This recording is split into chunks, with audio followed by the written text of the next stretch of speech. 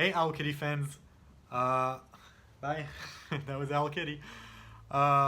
Thank you so much for watching all our videos and supporting us by telling your friends and family members about our videos. A lot of you have also been asking how I make these videos, and I thought I would take a moment to actually make a tutorial and take you through the steps of making one of those.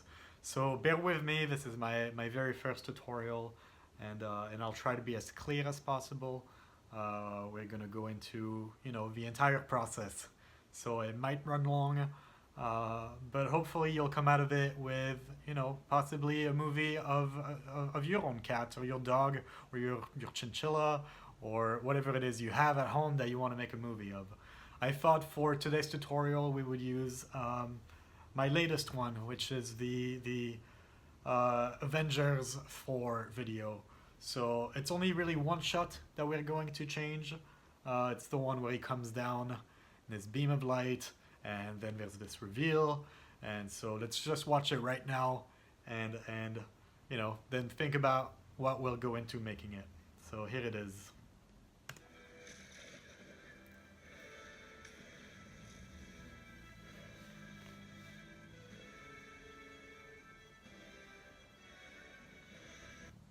Alright, so that was that.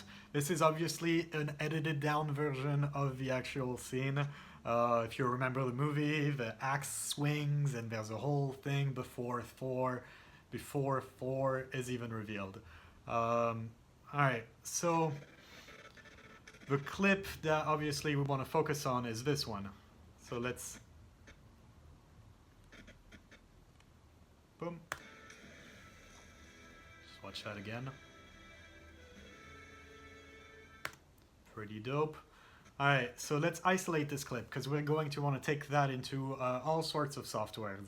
The three main ones we're going to be using is Adobe Premiere, which we're in right now. Then there's going to be Adobe Photoshop and Adobe After Effects. All three softwares, as you know, are part of the Adobe Creative Suite, and it's available for roughly like $40 a month. Alright, with no audio. Just Thor and his two little buddies, Groot and Rocket Raccoon. So yeah, it's more than just removing Thor. It's the three of them. So it's obviously a bigger challenge. Let's just take a minute and look at this shot and think of all the obstacles we're going to be running into as we're trying to delete Thor from it. Okay, so the first half of the clip, first couple seconds of that clip, is just a beam of light. So that's pretty good for us, because a beam of light, that's just an abstract object, and we can just duplicate from elsewhere on the shot and, copy and paste to just simply cover up Thor. Alright, it becomes a much bigger challenge once we're outside the beam of light, and now there's people, and there's hills, and there's sky, so all of that needs to go. Apologies. Alright, so let's take that into Photoshop first. And let's do the first step, which is to create the background plate. Alright, so what I like to do is just dragging and dropping it straight into Photoshop. Boom! Photoshop is pretty sweet in that it still carries over the timeline and the sequence, and so you're still able to play it as a movie. And you can really, look at it frame by frame and think of the best frame to work off of for the purpose of this. So we want to create a background plate, meaning just the scene without the main objects in it. Just something that we can use to then motion track it to the camera and use it as like a background that, will be parented to that camera. So let's find a good part of it, kind of like somewhere in the middle. I like this one because there's more of the ground, because that's before Rocket Raccoon hits the ground. Because once he does, then we're losing all of those little elements in that corner right here. So let's just take this right here. Yeah, that's pretty good. It's a good middle ground. If you look at the timeline down at the bottom, It's actually directly in the center, so that's good because we have a good average of what the motion of the camera is.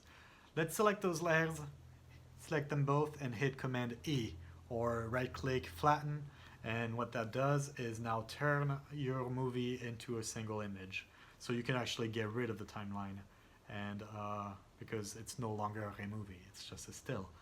Alright, now let's select the lasso tool right here, or polygonal lasso tool, that's the one. Alright, change the feather to something that's a little bit less sharp than just, you know, a 0 feather hard edge. Let's make that a 1 or a 2, you know. And loosely just go around the characters that you want to be deleted. Make sure you also hit the shadows, because you want the shadows gone as well. So, you know, just kind of go around. You don't need to follow the edge precisely. It's not important, because then I will show you the next step and it will all make sense. Alright, let's go around Teenage Groot.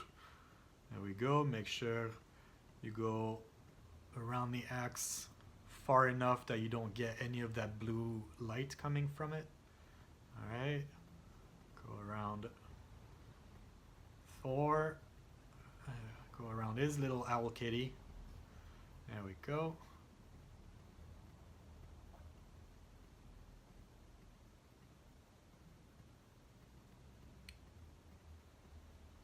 Nice.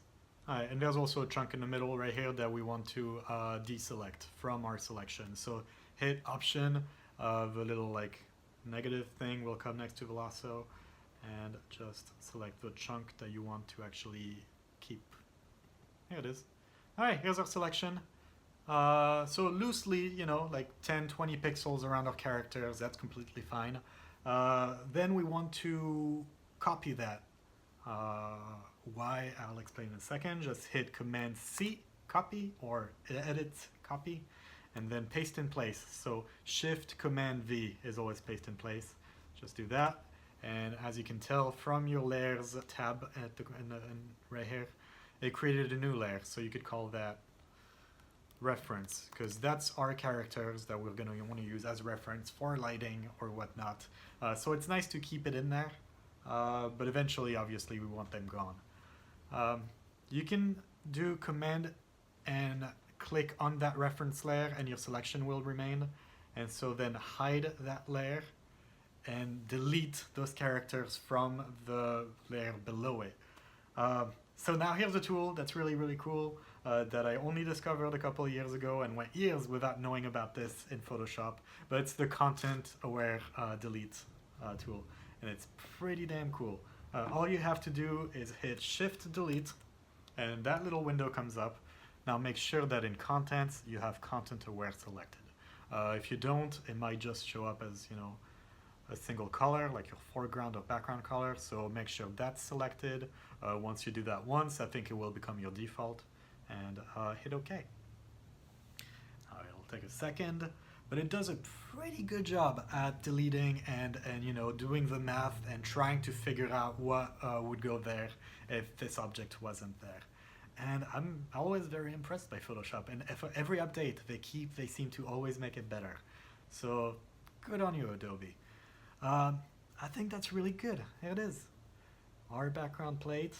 You can clean it up slightly using the other Photoshop tools. I'm not going to go through what each one of them are, but right now I'm using the clone tool to get rid of some of that dust. Boom, boom. I can use the clone tool right here to kind of clean up that hill. There we go. All right, but generally it's pretty. There's a blue thing right here. That's actually part, if you remember, it was part of his hammer that was glowing blue.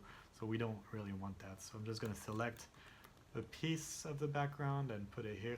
I'm going fast, but right now this is just Photoshop tools, and I really just don't have time to go through what each one does. But eventually, you know, I'm sure you'll learn. There it is. Pretty good enough. All right, good enough. Great. So now we have our background plate. The thing is, the camera moves and does a pretty big arch, and so a lot of things move in that background. The foreground and with the dirt, and the midground with all the people, and then the hills, and then the sky. Every single one of these layers moves at a different speed. So it's just parallax. So we want them to be separated because they're going to be moving with the camera at different rates. So let's just do that now and split up that layer, currently called layer 1. Terrible name for a layer. But let's just break that up into, distance. So you can change the feather of your selection tool to something like 5. I find that it's a pretty good number for, back things that are far away. And, we don't have to be super precise. Let's just go around the people right here, just to give a sense of height in comparison to the hills. Boom, boom, boom. Work of a VFX guy isn't always fun. A lot of it is rotoscoping, a lot of it is just manual labor or tedious work, and I like to use that time just rotoscoping to think of my next movie idea. I don't know. Listen to music, podcast.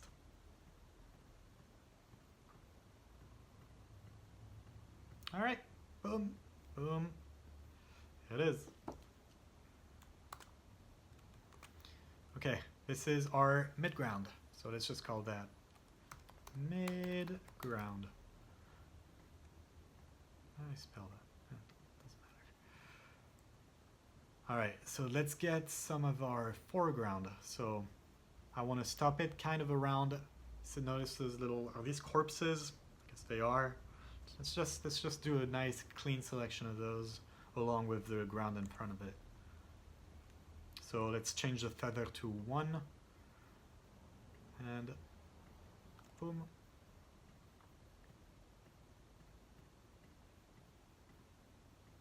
And then let's just go around. Obviously, it'd be a lot easier if I had a Cintiq or that kind of tool where you can just draw straight on the screen. It's pretty cool. But I don't like to work on my laptop with just the trackpad, because that's how I roll.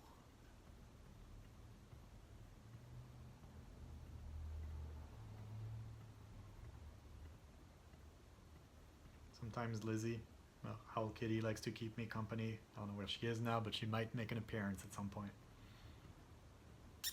Lizzie.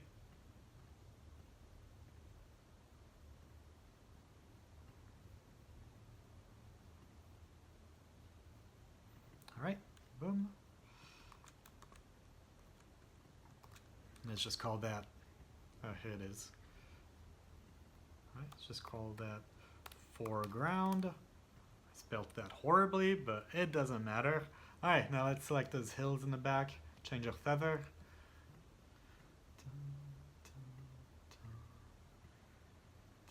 I will make every single one of these files available to you to download right at the bottom of this YouTube video.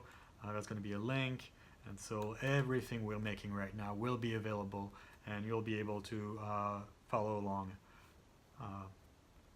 that much more easily. All right, let's call that background. All right, and let's just make a sky. So let's do the same thing, content aware delete, and on that back thing, select everything that's not sky, shift delete, and it does the map for you, and voila, boom, sky. Okay, so here it is. We have our reference, we have our foreground, our midground, our background, and our sky. Great, cool. Let's save that. That's shot 1, that PSD, it's a Photoshop file. Here it is. All right, now let's look at After Effects. So let's take the movie that we exported earlier from Adobe Premiere, and drag that directly inside our library in After Effects. So it's shot 1, plop, right in here. And to create a new sequence, all you have to do is drag that object, that movie from the library directly onto this icon right here. There it is. And so that creates a sequence at the same settings as the movie. So 1920, 1080, same codecs and everything. So pretty cool. So this is what we're working with here. Now let's also bring our background PSD that we created just a second ago. It is. And you can also just drag a PSD directly into the After Effects library. And that's pretty cool. A little window will come up. It'll ask you what kind of import you will want. I recommend always keeping it a composition, retain layer size. I'll go into what that means someday, I'm sure, but for now, let's just keep it that way. Great. So it creates a new composition. Let's rename that, background assets. And so it's really a composition, but as you'll notice, it's the same assets and the same layers as from, our Photoshop. So foreground, midground, background, sky, and up on top of it all, our reference layer. So yeah, so we have that. It's nice and neat, contained into this nice little composition. All right, so first step is to track the camera. I have it open right here. It's called the tracker. If it's not there, by default, go inside Window, Tracker, and it's right here. So we're lucky here in that it's a pretty simple shot for the camera to track. It has a lot of repeating points, and the motion is slow enough, and there's not that much going on aside from the camera moving, that I think it will do a pretty good job at tracking it. So all you have to do is select the layer, so the movie, on your timeline, and hit Track Camera. And so it'll take a second. Adobe is really, really good, and every update they make, it seems to be getting better. It is getting better. And so, it's doing all the work for us. It's analyzing the background frame by frame, and then it will automatically create, points or data based on those calculations. And then we'll be able to basically place our camera wherever we want. So let's just wait for it to finish. Could take up to like a minute, couple of minutes sometimes. Analyzing background. Where's Lizzie? Yeah, here's a little OwlKitty. If you can see her, she's right here. Lizzie. Hey. Hi. All right. Nice. This is done, so you can look at it. You can actually scroll through the movie and see all the points, those little neon points right here. And so it did a really, really good job at tracking the camera. So now all we have to do is actually just put our mouse over it and decide where we want our plane to be. And look at that. It's actually pretty near perfect, right beneath our characters. So don't click yet. Hit Control click, then this little drop down will show up, and this is how I like to work. Bear in mind, this entire tutorial is how I like to work. It doesn't mean it's the best way to do it, but I like to make a solid and a camera. So boom, nice and pink. All right, and so now if you look at your timeline again, you will notice two new layers were created: a camera and a track solid.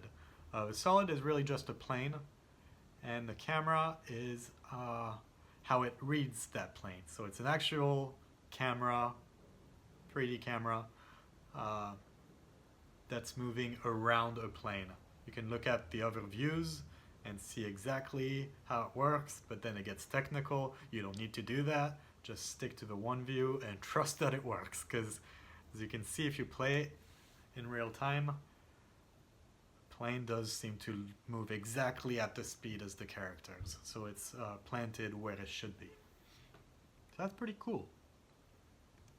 All right. We have that little error thing at the top saying unable to solve camera for this frame. Obviously, that's because it's during the big halo of light and there is no point to do anything with. So it freaked out a little, but don't freak out because it's irrelevant for us. It's just think of it as two different things. There's when the light happens, and then when there's the background showing. So ignore all of that. You could actually just select the movie layer and delete the effect 3D camera tracker. You don't need it anymore. You already have your camera and you have your solid. So that's cool. All right, so what do we want to replace the solid with? Solid needs to be that dirt that's right underneath their feet, that kind of fiery dirt. So we almost want a texture that's of that. I built one in Photoshop. It wasn't that hard. All I had to do was just duplicate a few pixels, but it looks like this. If you need help in making that, just reach out to me. But all I did really was to copy and paste a bunch of pixels and duplicate the thing to really duplicate the explosion of the ground beneath them to get that texture. So let's bring that into After Effects right here. So this is a ground.png. This is just a still image. When I bring it into the composition, it won't know what to do with it and just to show it as an image, obviously. What we want to do is to turn it into a 3D object. So to do that, in After Effects, all you have to do is click on that little 3D cube. There's that little icon right here. Click on that. Now it doesn't know where to go. So you want to tell it where it should be. And as a matter of fact, it should be exactly where that pink solid is. Same, same position, X, Y, and Z axis. Same scale, then we can play with it. But if we can get it to start where that pink solid is, then it's a good start. All you can do is just copy and paste those transform settings. So open up the solid, click on transform, hit command copy, so command C, and then just click on your ground, hit command V, paste, and boom, it's exactly where your solid is. You can actually hide or even delete the solid if you want. Alright, so if you play it, it actually looks pretty good in that it blends in very well with the background. So now we can just play with it and reposition it where we can hide as much of the characters as possible. Can play around with rotation as well, not in this direction obviously, not in this direction either, but like that. Can play around with scale, so let's just rescale it. Get more of that explosion. Now we're working at quarter res, but let's look at it full res. I'm sorry if I'm going fast, but again, if you have any questions, or if there's anything you didn't understand, just feel free to reach out. It's pretty good. That's really good, actually. Look at that. I have no more feet. Very nice. All right, now let's look at it. It's kind of cruddy up at the front. It looks like there's a huge edge, obviously, because that's where the texture begins. So let's just use the masking tool and only select where we want our texture to show.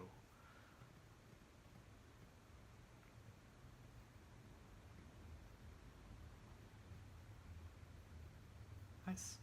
You can also change the feather of the mask just by dropping down the mask settings and right in here up the pixel value of the feather. Now all of a sudden it actually does a much better job at blending in with the existing background. We could actually probably stretch it back even further. The less we see the feet, the better. Or the less we see of them in general, the better. Ooh, too big.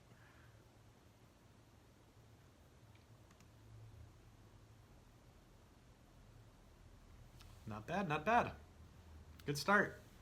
Okay, so what we're actually going to do in this process is work our way up. So we start from the ground, which is parented nicely to the camera move, and then just work our way up to where the mid ground is. So it's gonna cover up, as far as there as far as their knees, then work to where the background, or where the people behind them are, so it's gonna work up to their waist, and slowly we're gonna delete more and more of them to when we eventually just delete that big chunk that is where the sky is. And then there will be no more of Thor, just how Thanos would have wanted it. Alright, so let's pop open the background assets composition and start, you know, copying and pasting from that. So let's start with our foreground, which is really just this. Go back into our main composition and paste it. Okay, so this is when it gets kind of tricky because what we're going to want to do is eyeball, or at least that's what I like to do. I'm sure there's a more mathematical method to approach it, but I like to eyeball it because, you know, there's nothing truer than how your eyes see. So let's just turn that layer into a 3D layer and let's just see where it is and how it plays.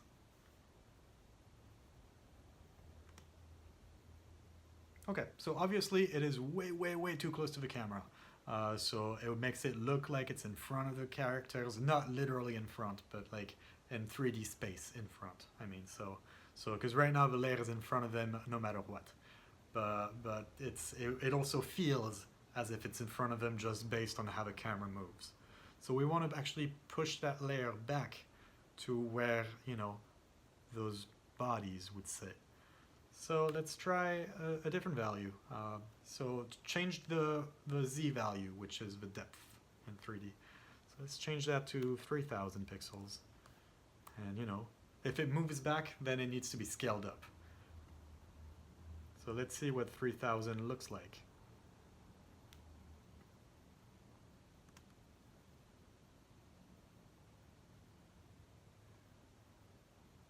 That's not bad. That is not bad. It's already pretty close. Let's try to get even closer. Just to compare it, you can compare to where like those legs are right here. You can see it double up. So you want it to be pretty close throughout the entire thing. So let's try a different value. Let's try to move it back further. Let's do 4000. Ooh, that's even closer. That's pretty good. That's really good, actually. You know what? I think I'm going to settle with 4000. We could tinker with it more, but, you know, we don't need to spend a million years on this. It seems good enough. Alright, let's just move it a little closer to where it should be. Could adjust some of the values, but, you know, just kind of... Okay. So now you're going to say, Thibaut, it looks like shit in the front. Yeah, in the foreground. You can still see the edge. You can still, it's like, yeah, obviously. Let's just mask all of that out. What we want is really just what's behind the characters. So let's mask all of that crap in front and really only keep this much. Once again, do the trick of opening up the mask settings and, you know, pull up the feather. That's pretty good. Look at that. Okay, so, all right. So then just do the same thing over, but this time with the midground. So let's go back inside our background assets and select the midground, which is, again, just this. Select that and paste it right into our composition. So behind foreground, here it is. First step, again, turn it into 3D. Boom. It won't know where to go, so again, we're going to have to reposition it in Z space. So this time behind, even further behind the foreground. Our foreground was at what? We agreed on 4000. This time the midground is probably going to be twice that. Let's try 8000. And, you know, again, push it back, scale it up. Always. There it is. And let's just see how that plays. Still seems close. If you compare it to how the movie does it, I think they should be further back. So let's try 15,000. Push it back, scale it up.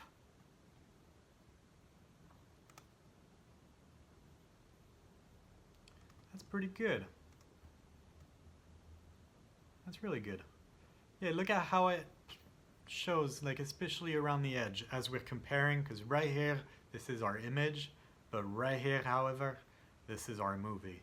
And if they seem to be moving at the same speed, then that's great for us. It means we matched their position. Yeah, all right. So now we're, continuously working our way back. We have it up to their waist. Let's keep going and push back further. So let's select the background this time and do the same thing. Paste it into our composition, turn it into a 3D layer, and it's gonna be even farther back. So I'm guessing something like possibly 40,000, maybe even 50. Tuk tuk tuk. Push it back, scale it up.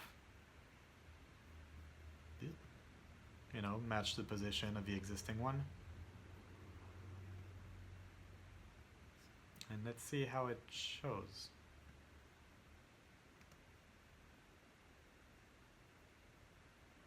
Ooh, that's close. That's very close. Just like based on how you can see some of those hills and how they move compared to how the movie hills move. I think it should be a little further back even. Let's try like 45,000. I'm being picky here. Here it is. Ooh, that's good. That's good. Yeah, it moves pretty damn close to how the movie does it. So that's great. That's very good for us. Okay, so you're gonna tell me, but Thibaut, it still looks like shit in the foreground, like in the front, all of this. Like, yeah, obviously it does. Again, let's do the same trick we do, where we just mask, so we only keep the part that matters to us. And then remember to feather the edges. Same thing to the midground, only keep the part that matters to us. There we go.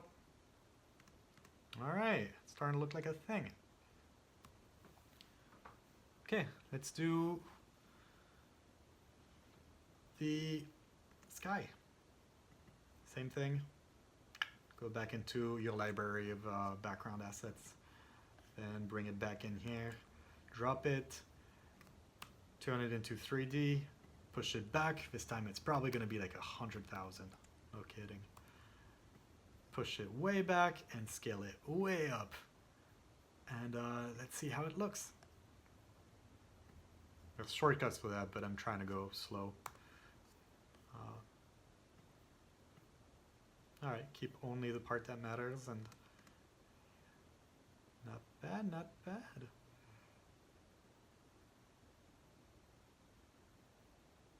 Not bad at all. This guy, we can cheat more for this guy, because, this guy, it doesn't matter. Nobody's going to be like, oh, it's not, like, the cloud is not exactly where it was in the movie, or nobody cares. So, just mask out exactly what it is you need and feather the edges. No one will be able to tell. And, same here.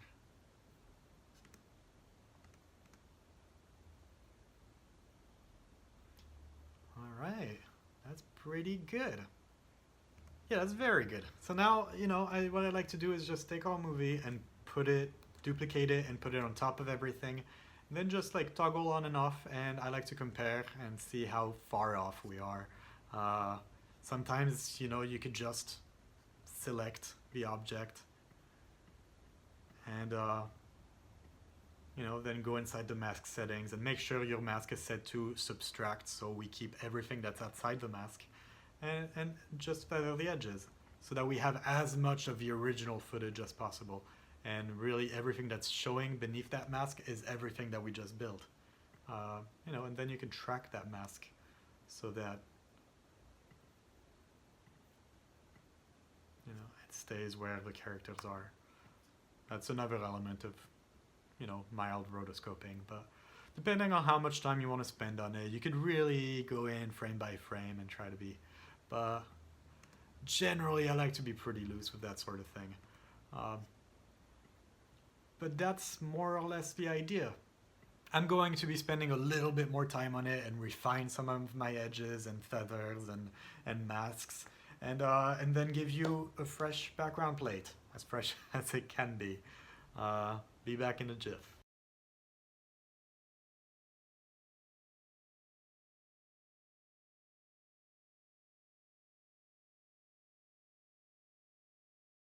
Okay, so this is our background plate. You know, I spent a little bit more time on it and refined some of the edges, but that's basically it.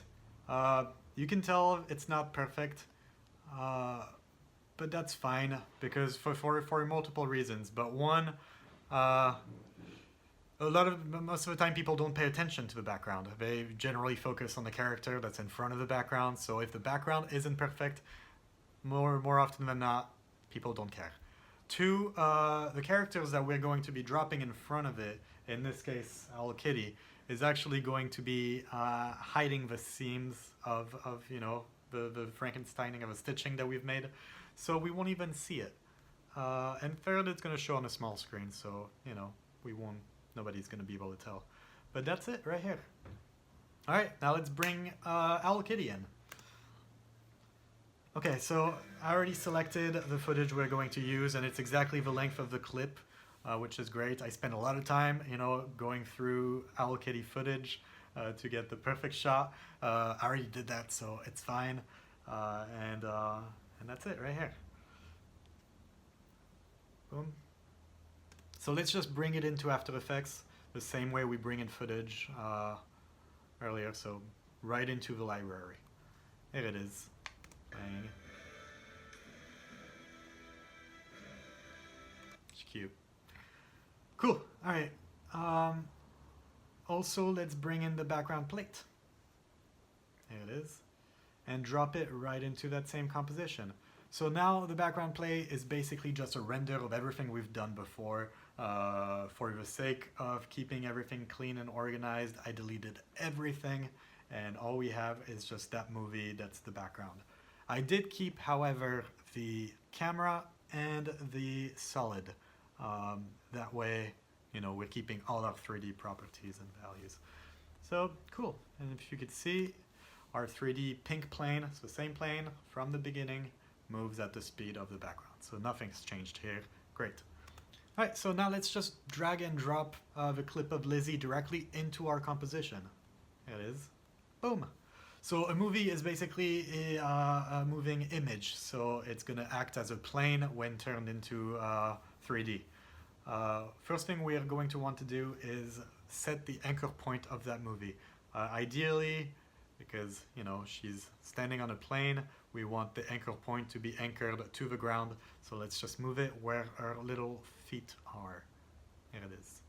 Great. Now let's turn that layer into 3D. So again, it's a plane. Now if I start to scroll again, it's going to be moving along with the camera. Now how do I make sure she's positioned correctly? The pink solid is exactly where 4 was. So what I could do is just, you know, copy and paste those transform settings onto the clip of Lizzie, and she'll go exactly where she should be.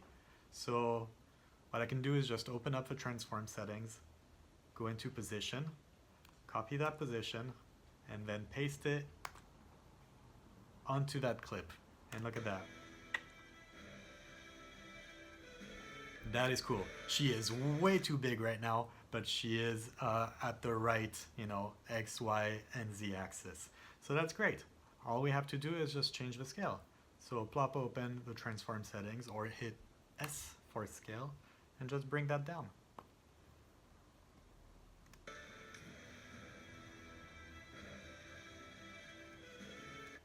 Very cool.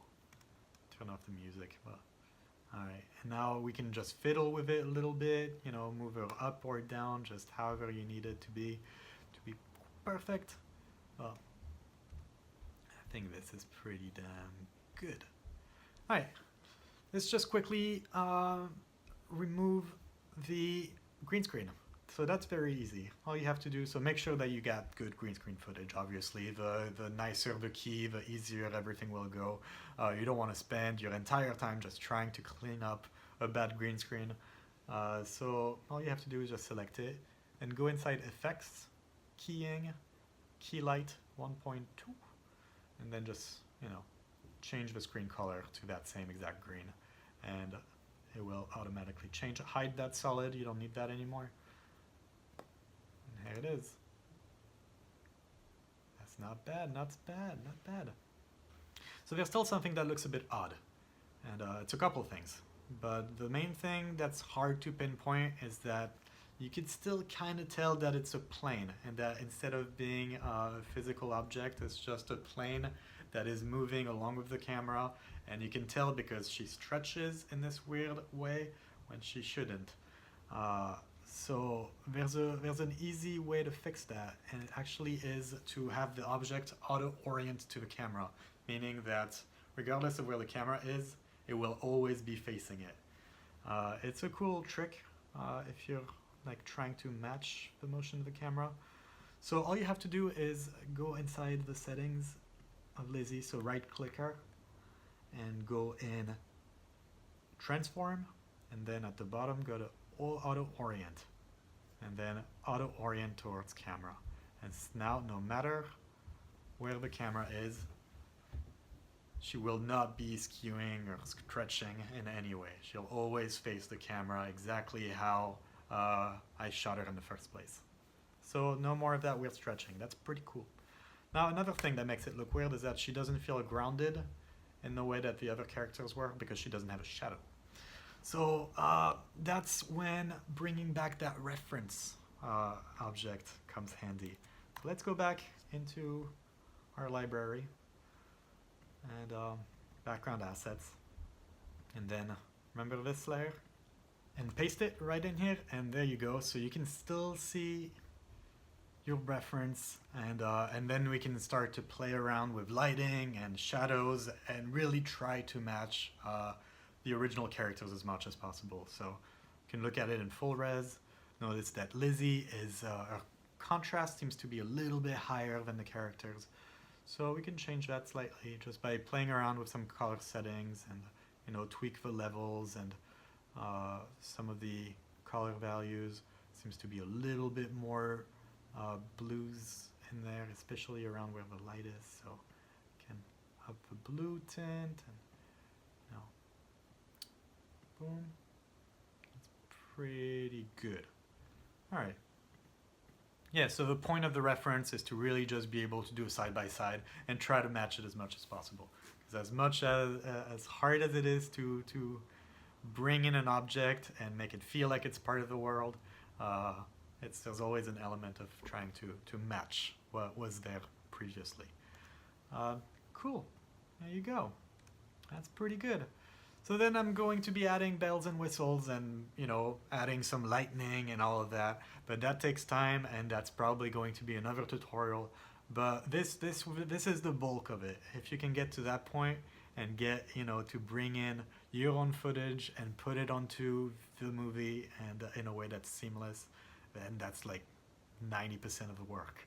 The hardest part always is to remove elements from the movie. So if you can do that, then you can do the rest. I believe in you. Thank you so much for watching, and there will be more tutorials, and please subscribe to this YouTube channel. I'm going to make all the assets available to download, so you'll be able to follow along the tutorial more easily. And yeah, tell your friends. Thanks for your support.